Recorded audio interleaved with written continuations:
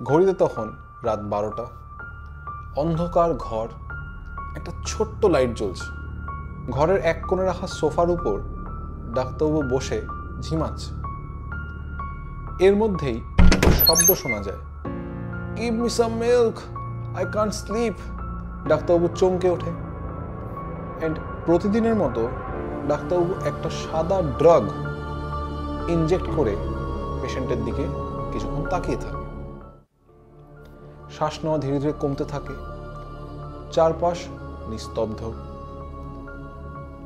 হঠাৎ কিছুক্ষণ পর শ্বাস নেওয়া বন্ধ হতে দেখে ডাক্তারবাবু দৌড়ে আসে, সিপিআর শুরু করে, রিসাসিটেশন দেওয়া শুরু হয়।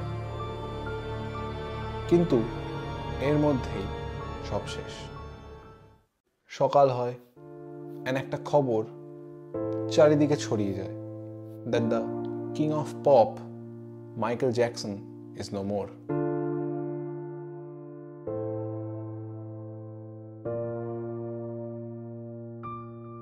সো মাইকেলের ডেথ কি করে হয়, অ্যান্ড এই সাদা দুধের মতো দেখতে ড্রাগটার নাম কি, জানবো এই ভিডিওতে।